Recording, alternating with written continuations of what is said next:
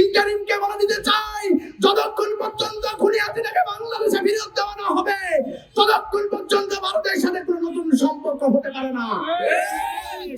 Online অফলাইনে ছাত্রলীগ ইন্ধন জুড়াচ্ছেন, পরিষ্কার ভাষায় বলছে আমরা চাই আইনমূলক একটা ব্যবস্থা গ্রহণ করা হোক।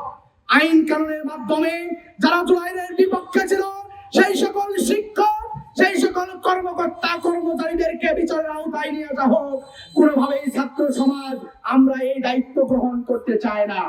কিন্তু যদি এই বিচার কাণ্ড যদি দীর্ঘ থেকে দীর্ঘতম করা হয়, আজকে ছাত্রলীগের যারা নিজেদের ভোট পাল্টিয়েছেন, আজকে ছাত্রলীগ থেকে যারা অন্য দলে অংশগ্রহণ করার মাধ্যমে এই ক্যাম্পাসে নিরাপত্তা খুঁজছেন, তাদেরকে সতর্ক করে বলছে আপনি আপনার লেবাস পরিবর্তন করেছেন।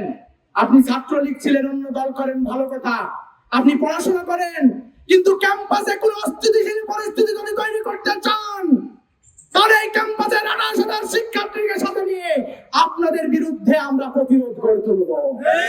আমরা পরিষ্কার ভাষায় বলতে চাই, যে সকল বিচার কাণ্ড এখন পর্যন্ত তদন্তের নামে প্রহসন চলছে, এই তদন্ত কমিটি অতি দ্রুত সময়ের মধ্যেই আপনাদেরকে রিপোর্ট দেওয়ার মাধ্যমে অন্যান্য ক্যাম্পাসের মতো এখানেও জুলাই গণঅভ্যুত্থানে যারা সরকারি ফ্যাসিবাদের পক্ষে অবস্থান নিয়েছিল তাদের বিচারকে সম্পন্ন করতে হবে। আমরা পরিষ্কার ভাষায় বলছি, কেবলমাত্র চট্টগ্রাম বিশ্ববিদ্যালয় নয়, সারা বাংলাদেশে এই ফ্যাসিজম নতুন করে যেখানে মাথা চাড়া দিবে, এদেশের মানুষ দায়িত্ব গ্রহণ করতে হবে। এই খুনি হাসিনার কোন দলকে বাংলাদেশে আর থাকতে দেওয়া হবে না।